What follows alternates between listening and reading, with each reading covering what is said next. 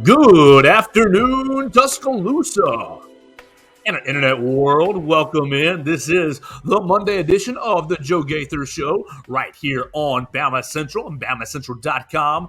You're watching me on YouTube, on Facebook, on Twitter. You're probably listening back to me on Spotify, Apple Music, on Amazon, on Audible. We appreciate everybody who's tuning in to us on BamaCentral.com and on the BamaCentral.com broadcasting networks. We want to invite you to jump in and listen to all of our shows. We've got our friends All Things Bama putting out a new episode tomorrow, I believe, Katie Wyndham and Austin Hannon. And we're going to have our friends with, we already had on Saturday, our friends, the Blue Collar Unplugged podcast came back. They dropped their first episode of their the reincarnation. Blake Byler, Austin Hannon, Blake Byler, Matthew Gibson on that with us at Bama Central. So make sure you listen to All Things Bama and Blue Collar Unplugged.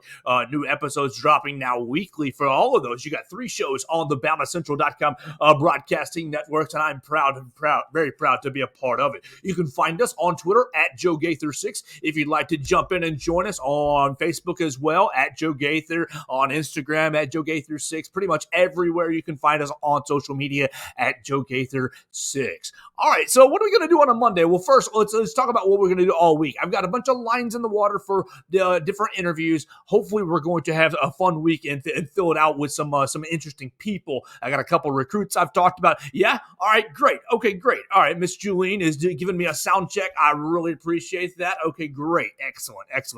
Just made a small change here on the setup, and everybody who's hung out with us for the first, 5 weeks, I appreciate everybody hanging out with us as well as we move into our 6th week. Unbelievable.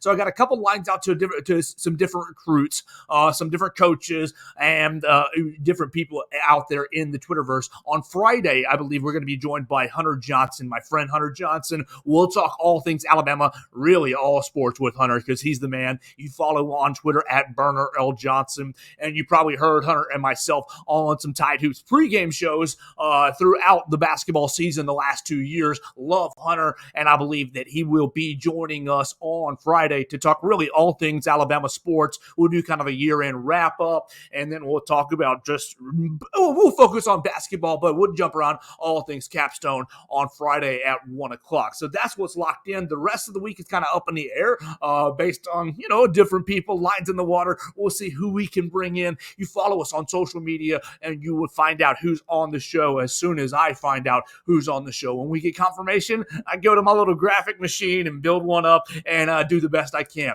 So what are we going to do on a Monday? It's Monday. You're stuck with me, and there's a lot to get into, actually. There's tons. We're in the dead of the off season when it's supposed to be the slow time in sports. It's really not that slow. And I appreciate that. I love that from my end of things. It's perfect. What are we going to get into? I've got 1, 2, 3, 4. I got 4 topics and then an event for tonight that I don't, we're obviously going to watch Florida and LSU tonight at 6 o'clock. That'll be last on the docket today. Let's start with the big news from the week. Let's start with the big news of the weekend. The big news of the weekend. Jahvon Quinerly. Okay, I got JQ on the list. I got SEC scheduling on the list, and I've got recruiting on the list, and I've got a list of 5 best cornerbacks in the Nick Saban-era, courtesy of our man Chris Walsh. So let's start with Jahvon Quinerly. If you haven't seen it already, last Sunday evening, I'm getting out of church, and we're hitting the news cycle, and yes, our man, Jahvon Quinerly, senior guard, is going into the transfer portal, according to Joe Tipton. And then, boom, not 15 minutes later or so, Jahvon Quinerly drops an Instagram note where he's basically saying, "Thank you, Alabama. I'm going to the transfer portal. I really appreciate your time and everything you gave me. This, that, and the other. You'll always be Alabama." It was great. It was a beautiful message. Thank you, JQ. All right, let's get to the nitty gritty. There's several conversations that kind of play into why this has happened and what's going on here with the Alabama basketball program. You first ask, all right, JQ, you like, what's going on? You withdrew from the NBA draft. and you put out the graphic. I think it was June 1, June 10, somewhere around there. It was early in the month where he puts out the graphic that he's coming back for. He puts out the graphic that he's coming back to Alabama, and he's got all the championship trophies that he's already won right there, and he's got the "I'm back." He's in his jersey. He looks great. And I'll be honest, a couple of weeks ago, I passed JQ on campus, and I gave him a fist bump and gave him a roll tide, and he gave me a roll tide right back. It was great. Jahvon Quinerly enters the transfer portal now 3 or 4 weeks after going in, returning from the NBA draft, and you say, "Oh, is this a bad sign for Nate Oates?" I would contend that this is actually going to be a good sign for Nate Oates. This is going to be a positive thing for Alabama basketball. Now, one, you are going to miss Jahvon Quinerly. You miss the veteran presence. You do. Obviously, he is. Let's just talk about who he is. He's a four-time SEC champion. He's Nate Oates' original McDonald's All-American. He was on the All-SEC team, tournament team in 2021 and in 2023. He was the tournament MVP in 21. You guys know he was the sixth man of the year this past year in 23. He saved our bacon against the Auburn Tigers right there in Coleman Coliseum. He played a really strong late part of the season, really in 21 and in 23. We all know 22 was kind of marred and mixed up with some personality issues, and I think JQ was involved in that, but not heavily. I think he was kind of on the outside looking in, and maybe some lesser personalities were trying to assert themselves in 2022. But JQ, look, he's a great player. He's Nate Oates' original McDonald's All-American. You don't have Brandon Miller without JQ. You don't have, these transfers that you've had, Jordan Bruner, Noah Gurley. You don't have these transfers that you've now had come in recently. You don't have Namari Burnett, and now come in this offseason, Aaron Estrada, Latrell Wrightsell. You don't have these guys without Jahvon Quinerly. So you thank Jahvon Quinerly absolutely for his service. And are you going to miss him? Yes, you're going to miss him. You're going to miss him this year. But here's what I think, reading behind the lines, but in the gray area. This is not reporting. This is just gray area. Reading in the gray area, I believe that Jahvon Quinerly came back and has played with the guys for the last couple of weeks and has seen what's going on with the team and is, doing obviously his leadership and doing his best to fit in with the team. But I think he's looking around and saying, oh my gosh, this Aaron Estrada kid is pretty nice. This Aaron Estrada kid is probably going to be the starting point guard this season. Mark Sears is probably going to be your starting two guard this year, or vice versa. You're probably going to be starting Mark Sears and Aaron Estrada. And then he looks around and he's like, all right, if you're starting Aaron Estrada and Mark Sears, where do I fit in? Or do I fit in? Do I fit in right next off the bench?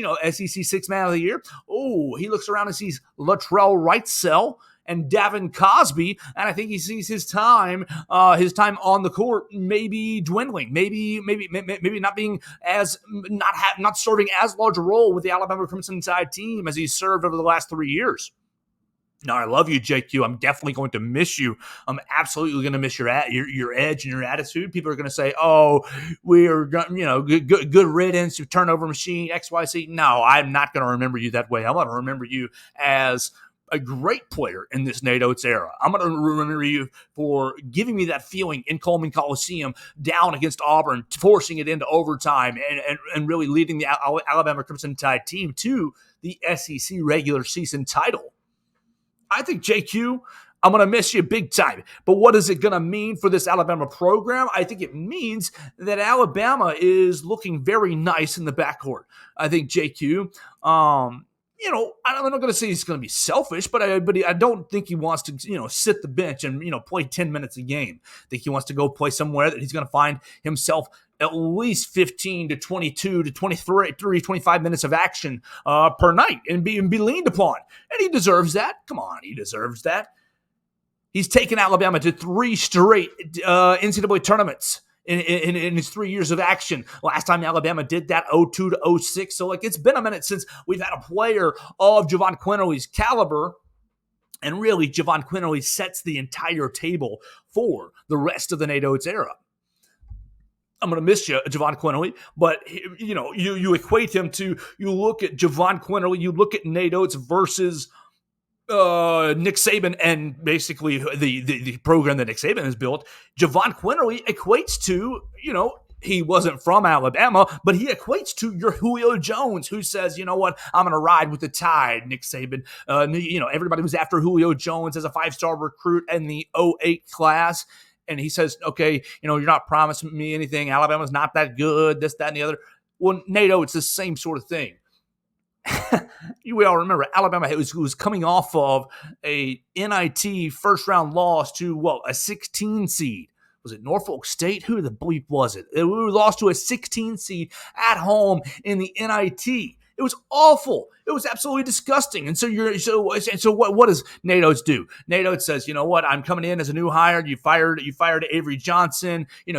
Nick Saban, you fired Mike Shula. I'm going to work on a high caliber recruit. I'm going to get somebody who's unhappy at his previous program. Yes, it was a transfer, not a kid out of high school, but still, JQ comes to Alabama, and then the NCAA railroads him and says, "Oh, you're academically ineligible. You're ineligible because of parents taking money from an agent." It was like $100. It was like nothing.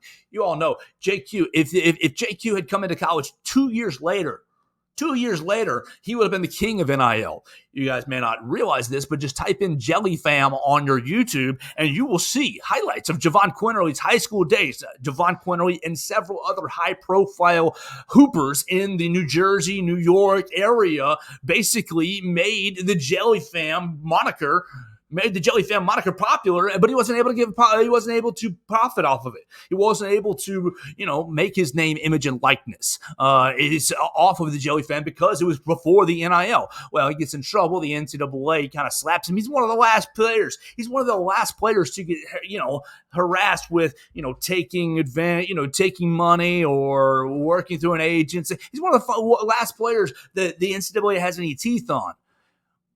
James Ludeman chiming in, JQ leaving is tough. People dislike him for some weird reason, but he's got game. Sadly, it'll be shown somewhere else now. Yes, it will be shown somewhere else now. And that's part of the conversation right here. Where will he go? I think Jahvon Quinerly is going to return somewhere in the Northeast. I think he kind of illustrated that in his statement. Let me see if I can pull it up real quick as I'm riffing here. Jahvon Quinerly, Twitter. Let's see if I can pull up his statement because I think he alluded to kind of what he's going to be doing. Yes, here we go. What he's going to be doing. In the transfer portal, what he's going to be looking for in the transfer portal. I think he's going to be looking for a return to, here we go. I can't say enough about Alabama basketball, my team, the staff, Alabama fans. You all have embraced me and treated me like gold since day one. The relationships I've built have gone way beyond basketball, and that's something that made my decision to enter the transfer portal so difficult for me. My basketball journey has been something that any student athlete could only dream about. It has definitely come with its shares of up and downs. We know the ACL tear and lots of the ups. So obviously, we celebrate the ups. But I was very fortunate to have such a beautiful support system to help me through some of my difficult moments. And I think that's what's making this message so emotional. But it's also so exciting to share with everyone. Part of my journey is, here it is, taking risks and following my heart. Sometimes as time goes on, we know it's time to move on, take risks, and follow our heart. But it's a truly bittersweet moment for me. In my time here, we have set records for me, won championships, and we have made program history. Thank you, Bama Nation, forever for everything. All right, I think he laid it out. He's going to follow his heart, take risks and follow his heart. I think you're going to see JQ in one of two different areas. I think you're going to see JQ go to the Northeast to either St. John, St. Bonaventure's. I think he might go to Seton Hall. Basically, I think he wants to play kind of where he's from.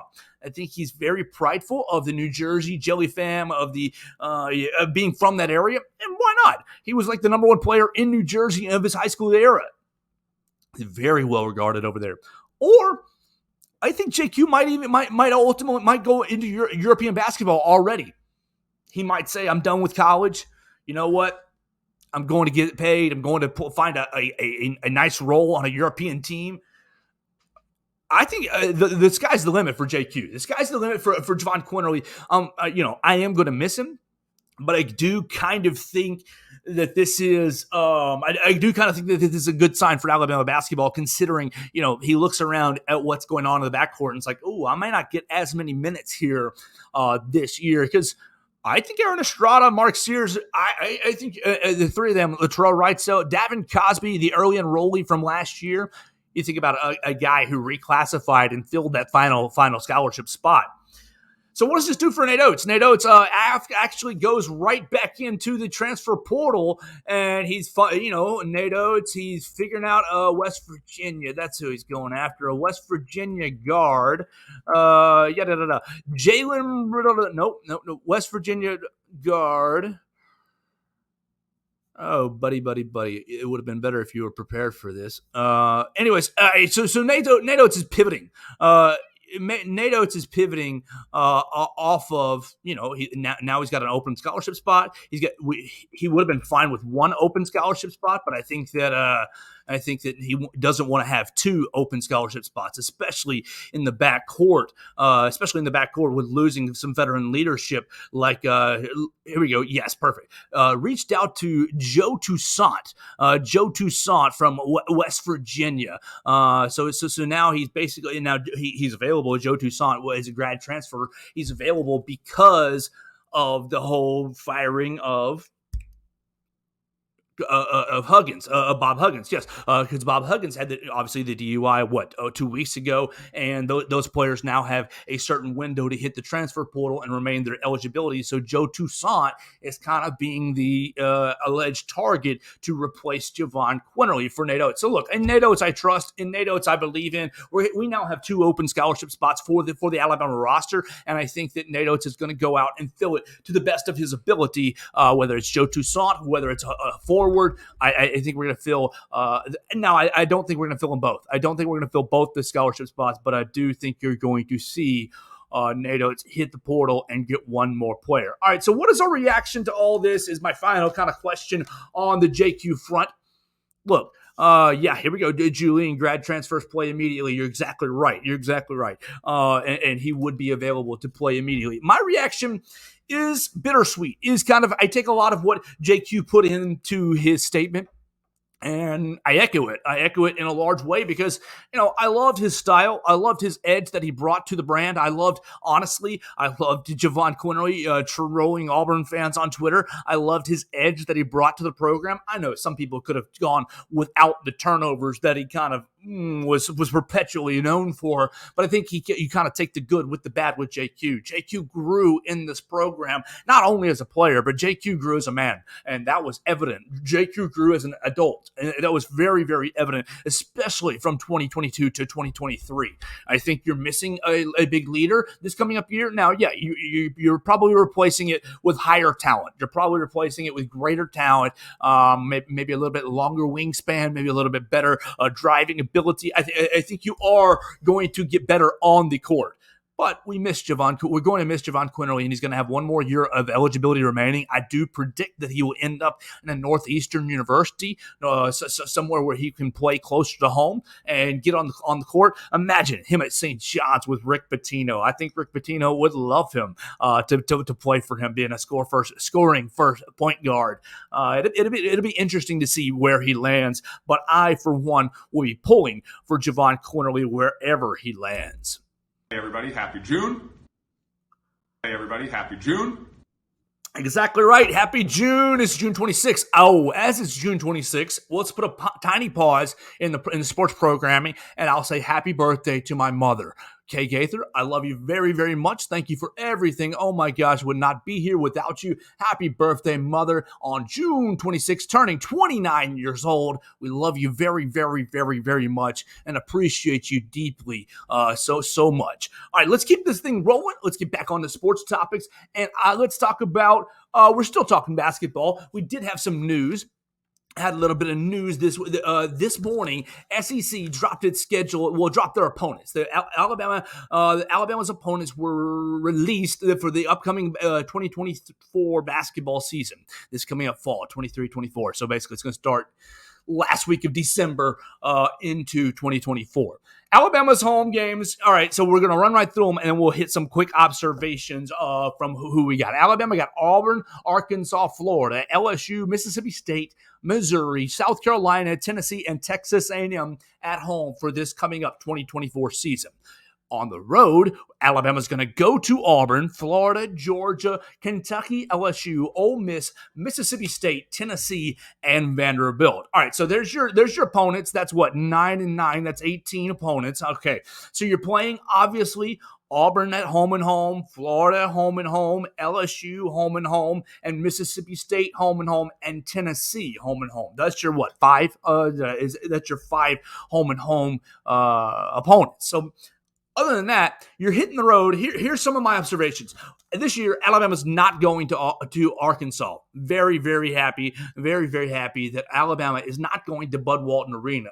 We know, it's a lively place. Eric Musselman is a very, very good coach, and he's hit the transfer portal as hard as can be. So I'm very happy to only have one matchup with Arkansas. You get it at home right here in Coleman Coliseum. Now, on the vice versa, Alabama is going to Lexington. There's no Kentucky home game this year. I think it's been Alabama's played Kentucky at home for the last couple of seasons, if my memory serves correctly, or maybe it's just the high-profile games that stick out in my head over the Nate Oates era.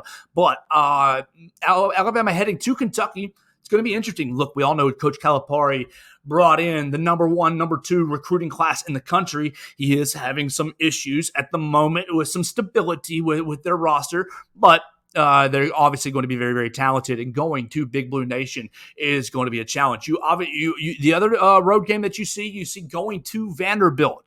Going to Vanderbilt, Memorial Gymnasium has been a very, very difficult time, a very, very difficult place to play for Alabama, historically speaking. But look at the recent history. Alabama has won 4 straight games against Vanderbilt in Memorial Gymnasium. So you look to continue the winning streak up there in Nashville. Look, the SEC schedule is out. You aren't going to get any breaks. You're not going to get any real bad teams on the schedule. I mean, you see South Carolina is coming home. That might not be they might not be as good. They were one of the worst teams in the league last year, as with Georgia as well. You're going to what is that? Stegman Coliseum. You're going to Georgia to play, and they haven't been as good lately. But the schedule's not going to be easy. Other than that, you look through the schedule, it's not going to be easy. You go to Hump, you go to Ole Miss. It's not an easy schedule. The SEC continues to be one of the premier basketball conferences in college basketball. No, it may not be the ACC, and sometimes it's not the Big Ten, but you can take. It's a premier basketball conference, and I'm really looking forward to this coming up season.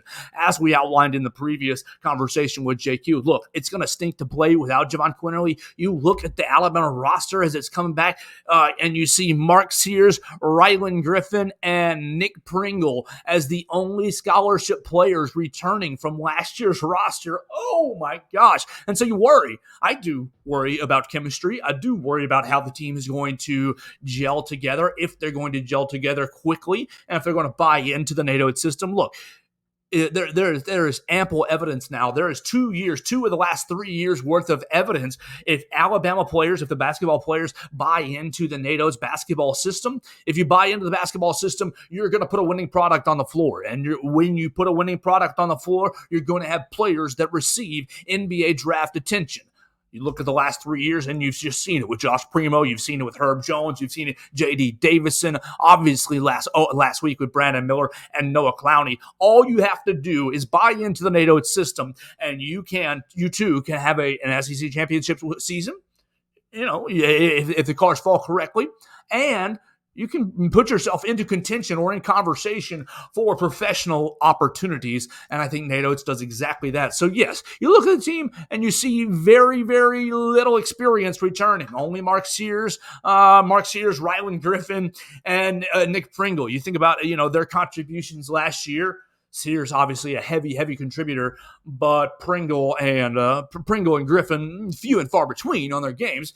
They had some nice minutes, they had some nice opportunities, but obviously need some more development and need some more work. So it's going to be interesting. Maybe I have my glasses on, my crimson colored glasses on, very, very thick, but I just believe in Nate Oates. I believe in the system. I think we're going to challenge for the SEC title once again. Does that mean they're going to win it? No. Does it mean that, I think, look, I was seeing some chatter about Alabama losing JQ. Is that going to knock them out of the tournament contention? No. Alabama, from this point forward, with Nate Oates leading the Crimson Tide, I think you can pretty much guarantee that the Tide is a tournament team going forward. So, look, we need to, as Alabama fans, as Alabama supporters, need to stop making getting the tournament the bar. The new bar needs to be a given. We're in the tournament in the field of 64. Come on, that's got to be an expectation here from the Alabama Crimson Tide standpoint, and I think it's becoming that from the real supporters of this program. So look, I think that it maintains a tournament roster, of course. Will they win the SEC? I can't sit here. Look, I can't sit here and say this. I can't sit here and promise you. I think they have a good shot. I think that they're going to give it a run for their money. I think Nate Oates is going to coach his tail off. That's what I do believe. They're all going to work very hard. But the breaks, you have to see how things fall out. I'm going to be really, really interested in non-conference play. You got a lot of good games in non-conference play already. You'll see. You look at Blake Byler's article already on BamaCentral.com about the opponents, and you can see, non-conference opponents: Indiana State, Arizona, Creighton, Purdue, South Alabama. You're going to get a real nice look and a real nice feel of what this basketball team is going to be before you get to SEC play. So we'll have a better idea of what Alabama is going to be able to do in conference play. Maybe I'm naive, but I do think Alabama is going to challenge for the SEC title. I think Grant Nelson is that kind of a player that can come in here and really keep the momentum rolling. And I think Nate Oates has another opportunity to fill a 12th roster spot, 12th out of 13 roster spots with another primetime player. So we will see what he does as the basketball offseason rolls on. Hey everybody, happy June. Hey everybody, happy June.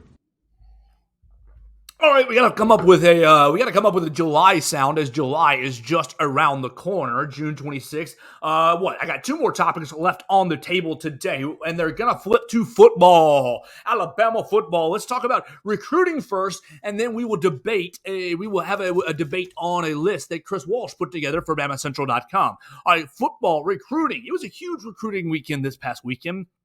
Alabama hosting a big old cookout, and we'll get into that throughout the rest of the week. But my main topic that I want to talk about is Jamie French and Ryan Williams. You guys probably know Ryan Williams by now, class of 2025 wide receiver from Saraland High School. I'm desperate. I want to get him on the show very, very badly, as I believe he's the best player in the 2025 class. But what happened this weekend, they went to an elite camp that a lot of recruiters were covering. And Jamie French stole the show and won the camp. Let's see. Jamie French out of Mandarin High School in Jacksonville, Florida. He's set to announce his commitment next month, considering Alabama, Florida State, Penn State, Notre Dame, and Ohio. So they were at the Under Armour Future 50 camp on Friday and Saturday, and Jamie French, not Ryan Williams. Jamie French was named the MVP of the Under Armour Future 50 camp. Now, you got photos of the two of these guys together, Ryan Williams and Jamie French, and yes, they are rising juniors in high school. They need to, put some weight on. They need to grow up a little bit. They need to fill their frames out just a little bit. But that's what you'd expect for rising juniors. Here's my deal. Ryan Williams, I think he is so daggum special that I think that he would make an impact on this Alabama team right now. I think he would make an impact on the Crimson Tide football team if he were eligible to play right now as a junior in high school. Like, that's how nasty he is. Now, have I seen Jamie French play? I'll be honest with you, I have not. But reading reports this weekend that Jamie French beats out Ryan Williams makes me think, oh my gosh, dear Lord, goodness gracious, who is this kid? And if he is so special that he's beating out Ryan Williams, man, Alabama, you've got to go ahead and get him into the fold. You bring in a guy like Ryan Williams and a guy better than him in Jamie French in the 2025 class. I think people can forget about the wide receiver woes. Goodness gracious, people talk about how last year's wide receiver class was last year's wide receiver production was not as high, was not as good, and was not up to standards of the wideouts. I think you're going to get back to that very, very quickly. In this year, in fact, I think last year was definitely a dip. It was. Come on, let's be honest with each other. It was a dip. The wide receivers failed to get separation on a consistent basis. We all expected more from Jermaine Burton out of Georgia. I think we all expected more out of Ja'Cory Brooks. Ja'Cory Brooks coming on late in the season, but I think this year you're going to see a return of the right outs. They're going to get a lot of separation, and we're all worried about who's going to play quarterback. We're all worried about Jalen Milroe and who's going to play quarterback and Ty Simpson and Tyler Buckner. But I think you're going to get such good separation from a guy like Malik Benson that it's going to be very difficult to cover him. And because Malik is going to be so special, you're not going to be able to cover Ja'Cory Brooks either. You're not going to be able to cover the tight ends over the middle. I think the tight ends are going to be very, very dangerous with this Alabama team. CJ Dupree is going to be, goodness gracious, a huge weapon for this Alabama passing game. Look, I am pumped up for the receivers. I think Ryan Williams, he sounds like he has been locked into the Alabama to his Alabama commitment since he made it last summer as a sophomore. You're hoping to see him continue to build on the 2025 class. I know we're all looking at the 24 class right now because that's that's the class that's up right now. But you look at these two young men, the talent that these two young men have. It just makes me very excited. And people worry about, how long is Nick Saban going to go for? How long can Coach Saban continue to coach? Will he coach these prospects? I mean, I certainly hope that Coach Saban's going to be around for 10, 15, 20 billion more years. Absolutely. We know that's unrealistic. Come on, go with my sarcasm there. But we hope Coach Saban never retires, and we hope he lasts as long as he wants to. I don't know that it really matters when you're getting recruits at this level, this talented. You're going to find good coaches who can maximize their abilities no matter who's at that coaching slot in 2025, 26, 27. Golly, Ryan Williams, so good. And so for Jamie French to out-duel him at the Under Armour Future 50 camp this past weekend makes him a very intriguing prospect on my radar. All right, so what else are we going to do for recruiting? I'm going to try to talk to Jeremiah Beeman this weekend, Parker High School. Parker High School defensive lineman. He's been committed to Alabama. I've got his contact. We've been texting back and forth, trying to figure out a day that he wants to jump on and join us. Obviously, still working on Julian and Rico Scott, really trying to find all the 2024 recruits and try to find them on the show. I did send out an email to our friends at Jaron Stevenson, his coach.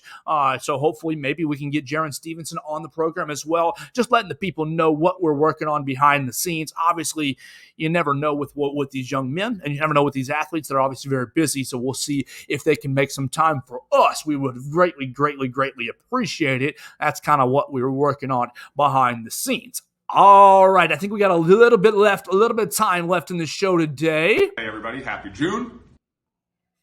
Hey, everybody, happy June. Let me get a sip of water so that I stop making nasty sounds into the microphone. Goodness gracious. Hey, everybody, happy June. All right, so what are we going to do to finish up the show? We're going to debate. We're going to have a little debate. We're going to have a little bit debate, and hopefully you will get involved right here in the Facebook comments, on YouTube, on Twitter. You want to get involved right there on Spotify. Spotify's got a little section in the bottom. Look for it. You can pop in some comments about the show or grade it. Tell me how good or bad it was if you want to right there on Spotify. Same on Apple Music. I think you can leave some comments, rate, subscribe, rate, and review. That's great. All right, so what we're going to do, we're going to finish with a small debate, and then we will just kind of highlight tonight's event with the College World Series. All right, we're looking at 5x5. 5x5 is a project that my man Chris Walsh has started right here on BamaCentral.com. You can read about it. In fact, if you're looking on the comments, I'm going to try to drop it in. This may work right here on the comments. Paste that, see what that does right there in our comments. Right there, looks like it's posted to YouTube. All right, sweet. Our 5x5. Chris Walsh is debating the top 5 positions, the top 5 players at certain positions in the Nick Saban era. He has done cornerbacks, and he has done centers now. 2 positions so far, and we're going to catch up right behind him, debating his 5 and debating what he thinks and kind of what I think. So we're going to start with Chris Walsh's 5. We're going to, let's see, I'm going to bring that over right there. Yes. Chris Walsh broke this down in several different categories. He broke it down by draft pick. He broke it down by interceptions. He broke it down by pass breakups. He broke it down by recruiting rankings. He broke this bad boy down in several different ways. So Chris Walsh, you can read him right there on BamaCentral.com. All the reasons why he kind of rolled this into, he took all these kind of conglomerate rankings and then rolled them into one major ranking. So I'm going to read off his 5, and then we'll talk about it, and I'll give my own 5 right behind that. You can give your 5 at Joe Gaither 6 on Facebook right there. Joe Gaither's, I think it's at 31. Joe Gaither 31 on the Facebook, and at Twitter at Joe Gaither 6. Same thing on Snapchat. Really, all the social medias at Joe Gaither 6. TikTok as well. All right, here is Chris Walsh's top 5 cornerbacks in the Nick Saban era. Number 5, Chris Walsh went with Kool-Aid McKinstry. He went with Kool-Aid McKinstry. Obviously, he admitted that it might be a little early to have Kool-Aid on the list, but I think that Kool-Aid is a great suggestion to have on the list. He will be on my 5 eventually. He's not on my 5 right now, but I think Kool-Aid, goodness gracious, what a great player he has shown to be over a 2-year stretch, going to have another, looking like another great season, All-American season. Number 4, he goes Dre Kirkpatrick. Dre Kirkpatrick, you all know, five-star cornerback out of Gadsden High School, played a long time with the Cincinnati Bengals, was a great cornerback here at the University of Alabama, finishing highly in career pass breakups right here for Nick Saban. Dre Kirkpatrick coming in at number 4. Number 3 for Chris Walsh, top 5 cornerbacks in the Nick Saban era, D. Milner. D. Milner is an interesting choice. D. Milner going number 3 because of really his ranking as far as pass breakups all time. He comes in career pass breakups, 36 all time pass breakups, leading with 20 pass breakups in a season with 2012. So in 2012, so D. Milner, was also a very highly rated recruited cornerback, and was drafted in the top 10 by the New York Jets. Obviously, if you remember D. Milner, probably not so favorable, not so good pro career, but outstanding right here at the University of Alabama. Number 2, Chris Walsh goes with Marlon Humphrey, probably all of our favorite social media follow right there in the Alabama Twitter world as far as pro football players go. Marlon Humphrey, you all know and love him right there out of Hoover High School. Redshirted his first year. His father, obviously running back Bobby Humphrey, was a legend here at the Capstone, the Humphrey family, leaving a lasting legacy of great athleticism all over the place. And Marlon, following in that legacy here at Alabama, was a first-round draft pick by the Baltimore Ravens. Obviously, you know the Ravens love and Ozzie Smith's love with Alabama players. I think Marlon Humphrey speaks for himself at number 2. And number one, my man Chris Walsh went with Patrick Surtain. Patrick Surtain was the highest rated recruit out of in the cornerbacks, the highest rated recruit in cornerbacks that Nick Saban has recruited. Obviously, he was drafted in the first round, drafted top 10 to the Denver Broncos. He has been incredible with the Denver Broncos, and so he goes in as the number 1 player. Look, nobody threw it at Patrick Surtain over the course of his career. Really, once he established himself, Patrick Surtain finishing with 27 pass breakups throughout the course of his time here at the Alabama Crimson Tide. You all know Pat Surtain, his father, being a pretty daggum good cornerback as well with the Miami Dolphins. Pat Surtain comes in at Chris Walsh's number 5. So I don't have too many disagreements. I don't have too many arguments, but I do want to give my own 5. I'm dropping 2 players off of his list, and I'm rearranging just a little bit. So stick with me, debate with me if you want to, right here in the comments, on YouTube, on Facebook, right here on Twitter if you want to, at Joe Gaither 6. My number 5, I'm going with Javier Arenas. Javier Arenas, underrated cornerback, obviously was not recruited by Nick Saban, but Nick Saban developed him into a fairly nice quarterback. Spent a little bit of time in the NFL with the Kansas City Chiefs, I believe. But Javier Arenas, I'm going with number 5 because of his impact here at Alabama. Javier Arenas was on the very first national championship team for Nick Saban right here in 2009 and was a lockdown corner. We know he made that interception in the SEC championship game against Tim Tebow.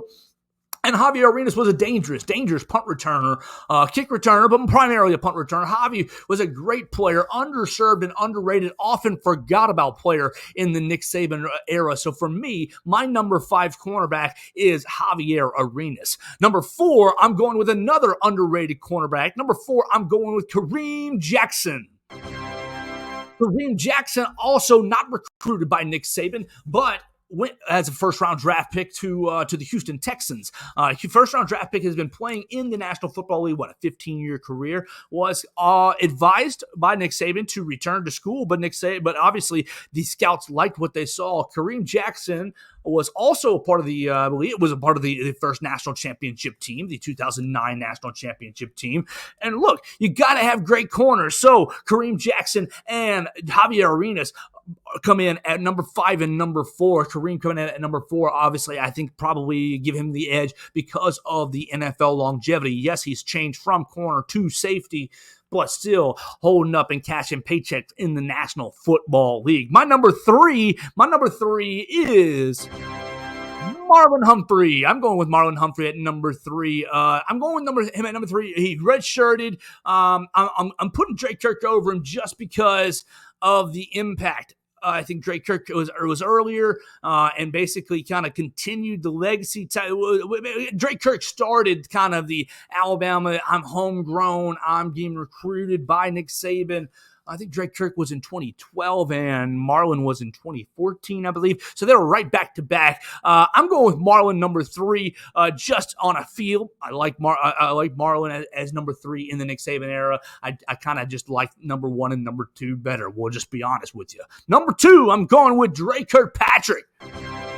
Drake Kirkpatrick, I already told you, Alabama native. Gadsden, right out of Gadsden. I know Marlon Humphrey, also Alabama native as well. Drake Kirk, first-round draft pick to the Cincinnati Bengals, cashed in a lot of paychecks, and we're hoping his son, Drake Kirkpatrick Jr., wants to choose the University of Alabama. I think he's 2 years away from making his college announcement. But Drake Kirkpatrick comes in. He's unanimous. He's an All-American here at the capstone, and so I choose Drake Kirkpatrick as my number 2 overall corner in the Nick Saban era. And with my number 1 pick, I agree with Chris Walsh. Number 1, the best corner in the Nick Saban era is Patrick Surtain. Patrick Surtain was draftable out of high school. He was a lockdown cornerback really starting his freshman year, and he logged his 3 years, his 3 college years, and jumped into the league. I know the Denver Broncos drafted him with that number 9 overall pick. I don't know if the Denver Broncos regret that. Could have drafted Justin Fields, but really Patrick Surtain, amazing cornerback. He's already stepped into the to the NFL and become pretty much a top 5 corner in the league. I know you give a lot of love to Trayvon Diggs because of his interception numbers, but I like the security blanket, the consistency that is Patrick Surtain. You're not going to get as many interceptions as you get with Trayvon Diggs, but you're also going to get the man-to-man coverage. You're going to get a consistent lockdown player. You're going to get a guy that, quarterbacks will not throw at. I would love Patrick Surtain. He, in my opinion, is one of the best single players in the Nick Saban era. I know a lot of people, you're probably calling for a Tony Brown. You're probably calling for a Minkah Fitzpatrick. There are reasons I leave Minkah off. I leave him off, but primarily because I view him as a safety. I view him as a safety in the Nick Saban era. I know he played some corner, but he mostly played star, and he played nickel, and he played a lot of strong safety here for the Crimson Tide. So those are my top 5. I'm going to go with Javier Arenas. I'm going with Kareem Jackson. I'm going with Marlon Humphrey, Drake Kirkpatrick, and Patrick Surtain. You can read all about Chris Walsh's top 5 and really about a lot of cornerbacks in the Nick Saban era. Chris Walsh outlines a lot of cornerbacks in the Nick Saban era in his article, The 5x5. He also has an article about the centers. We will hit the centers in a day or so just to keep the conversation rolling. But we want to know what you think about your corners. Who are your top 5 cornerbacks in the Nick Saban era? Do you put Kool-Aid McKinstry in there already? What are we going to make out of Trey Amos? Is Trey Amos, or who's the young man? Oh my gosh, I just lost his name. Trey Amos or Terrion Arnold. Thank you. That's the young man I was looking for. Terrion Arnold. Trey Amos or Terrion Arnold. Is Terrion Arnold going to get himself into the top 5 with a strong 2 seasons? Really, it's up to him. And Trey Amos has that same eligibility as well. So that's really going to do it for our program today. We've hit on a lot of topics. We really talked about Jahvon Quinerly and his transfer a lot. We talked about SEC basketball a lot. The schedules have come out. We want to encourage you to read about the schedules and read about the transfers right here on BamaCentral.com. As soon as Nate Oates fills that 12th spot, we will have it written right there on BamaCentral.com. You can follow my friend Blake Byler for all of his Alabama basketball coverage. We're going to catch up with our friend Hunter Johnson later in the week, probably on Friday. We're going to try for a couple of recruits later on in the week, probably Tuesday, Thursday, as that rolls on. So we're going to hope for a great week right here on BamaCentral.com. The rest of the evening, we encourage you guys, obviously, to watch the SEC championship. Oh, wait, no, the national championship. LSU and Florida taking on one another, the winner-take-all game. It's going to be at 6 o'clock right there on ESPN. You can find it right there on their family of networks, and we'll chat about it. Look, we're watching it just because it's something to watch to keep our televisions going. I could care less who wins. I hope both teams honestly lose. I hope they throw their arms off because look, it makes me jealous. It makes me jealous to see.